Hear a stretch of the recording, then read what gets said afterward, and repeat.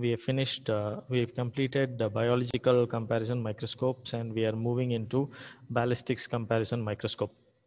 Okay, this is what we've covered, and we are moving into, this is what we saw in the morning. Okay, two sets of compound microscopes attached to each other.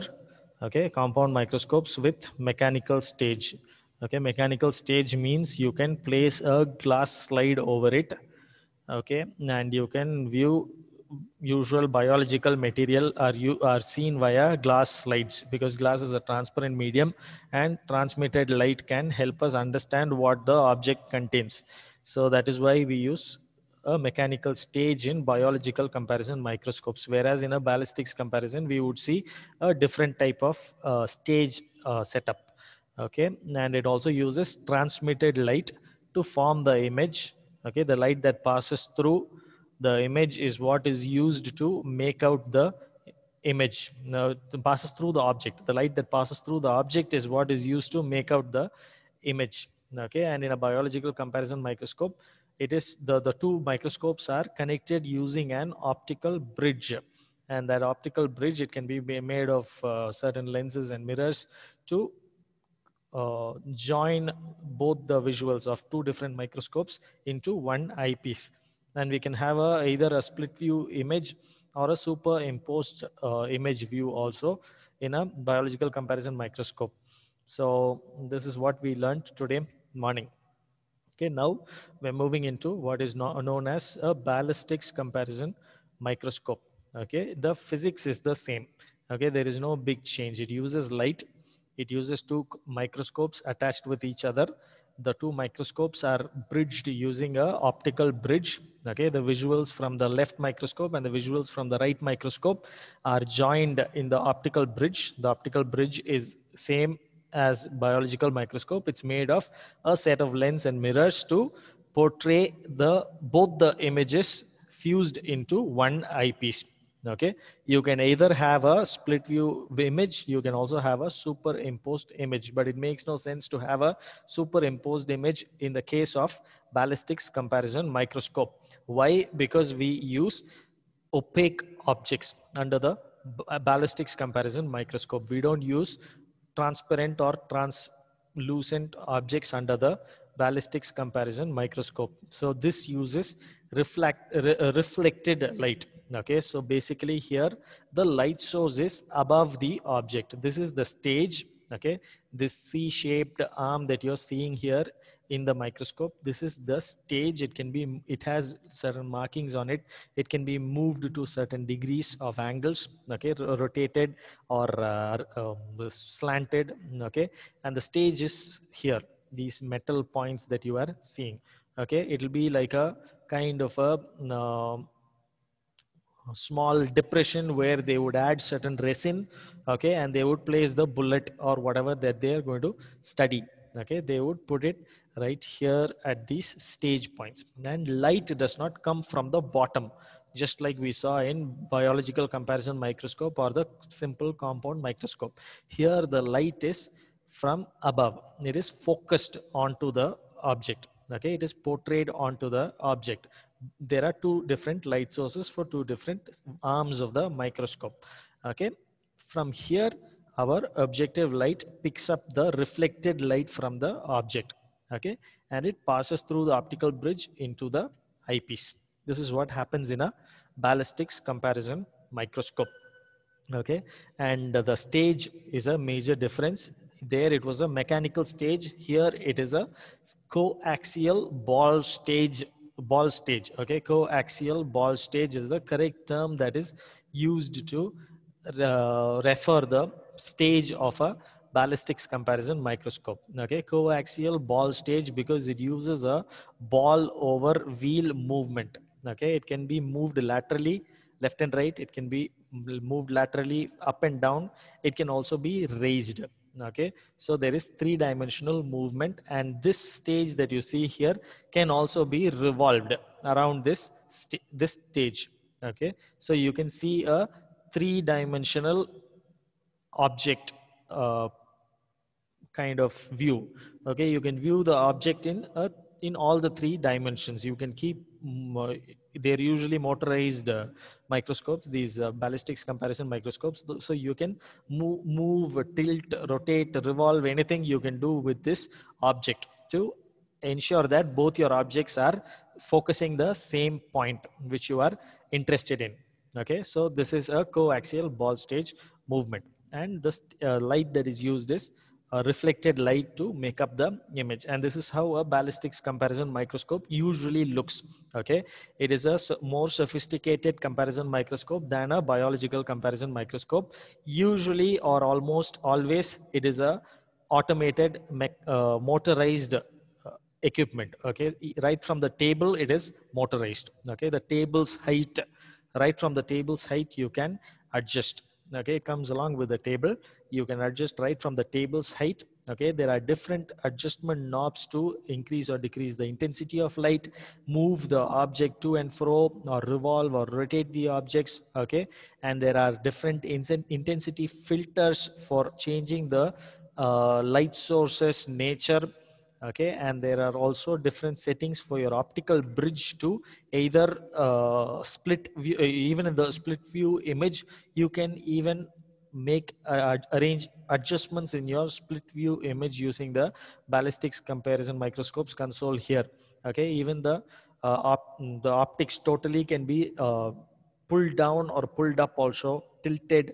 Okay, there are so many different settings that are possible in a motorized ballistic comparison microscope, and they are quite expensive.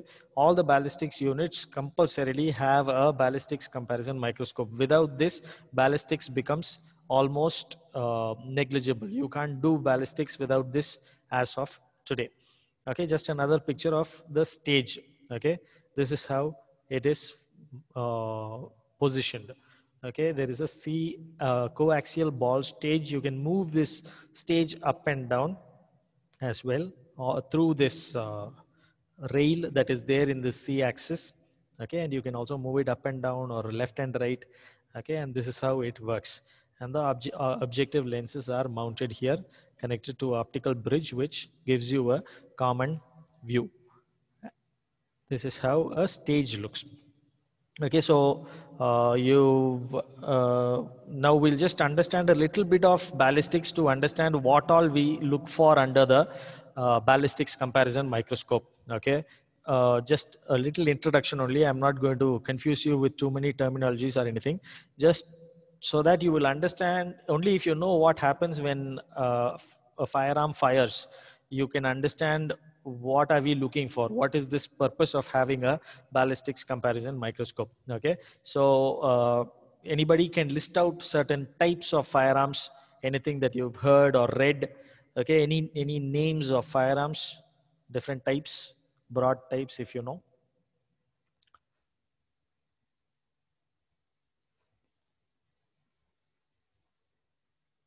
Anything like rifle, AK-47, or something that you've heard, any terms that you've used, Glock or something like that, whatever names you heard of. Pistols and revolvers. Pistols and revolvers, they are handheld firearms. Okay, so there are many names for firearms. Fahid, you wanted to say something? No, sir. Okay, fine. So there are many names. Okay, one of the basic manual firearms is a revolver, which Gayatri listed. Okay, so what is a revolver? It has it used to be called a sixer or something like that before. Okay, so basically it has a revolving chamber of ammunition. Okay, so the revolving chamber of ammunition usually has 6 rounds of bullets in it, and the firing pin would knock out one bullet at a time. So you can load only 6 bullets at a time in a revolver. Okay, it had a revolving chamber, and that revolving chamber would keep revolving after each click of the gun, and the bullet would strike out every time you click on the gun. One enhanced version of the revolver is a pistol. Okay, a pistol is almost similar to a revolver, just that it doesn't have a revolving chamber. It has a spring ejection chamber, and it can load possibly more than 6 bullets. Otherwise, it's almost the same as a revolver. these are handheld. You can hold it with just one hand, okay, a revolver and a pistol. So the other bigger form of guns are your rifles, okay.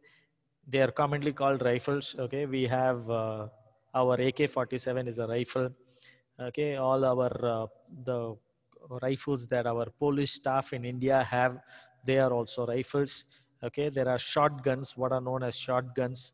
They are also classified as rifles. They are a bigger version of guns which can be held with just one hand. You need your shoulder also to shoulder and both your arms actually to hold a rifle, okay. That is what is the major difference, but the working is the same, okay. So how do they work? I think I don't need to ask you, okay. So we'll just go into the slides and we'll learn it a little bit more, okay. I don't want to waste time asking because I already asked a few of them, and yeah. So this is how it usually works, okay. This is how a firearm looks, internal structure of a firearm would look, okay. This is our ammunition, okay. Ammunition, I'll just show you another picture of ammunition to understand how a ammunition works separately, okay. So a firearm usually works like this. This is our magazine, okay. The magazine which contains the ammunition or our bullets in common layman language, okay. So there is a spring which keeps pushing the bullets or the ammunition upwards to get loaded onto the uh, barrel of the gun, sorry, okay, the barrel of the firearm, okay. So the purpose of the cassette or the magazine is to keep pushing bullets into the barrel of the gun, okay. And there is something called a there is a trigger which we all know, okay. This is the butt of the gun and this is the barrel of the gun, okay, in simple terms. And this is your trigger, and when you push your trigger, you're going to activate something called a firing pin here. It's all spring mechanism. You don't need to understand all the spring mechanisms behind it. You just need to understand what exactly happens during firing. So when you pull the trigger, you're activating the firing pin that is here at the back of the gun, which pushes something called as a, okay, this is the firing pin, okay. This is just a lever, okay. This is your firing pin. So the lever gets activated and pushes your firing pin, okay. This is called a firing pin, and this firing pin hits the back of the ammunition that we have loaded, okay. This is what a firearm does, okay. Basic firearm structure is this. It has a cassette loader or a magazine loader. The magazine keeps pushing the bullets into the barrel. There's a trigger which you pull. When you pull the trigger, there is a lever mechanism which activates the firing pin, okay. The firing pin hits your bullet. So now why does this bullet fire off? Okay, there is nothing chemical or nothing happening big here, right? So how does this, even if it's a huge spring, it's not going to be of such intensity. So where is that intensity for that ammunition to blow up? Okay, so I've just shown you a picture of the different firearms. Just a minute.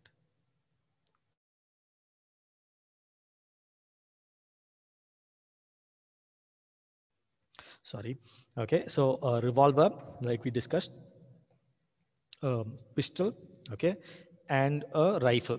Okay, just just a picture to make you understand the common differences, the major differences. Okay, so now we move on to what does a bullet contain. Okay, so this is how a bullet is made. Okay, the bullet is or the ammunition is made. Okay, the ammunition has 5 parts. Okay, the first, number 1 is the bullet or the projectile. Okay, this is what comes out of the gun and hits the target. Okay, this is the bullet or the projectile. That is the scientific term. Number 2 is the cartridge case. Okay, this is the cartridge case. This portion is just the cartridge.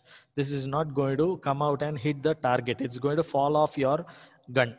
Okay, so 2 is your cartridge case. 3 is your secondary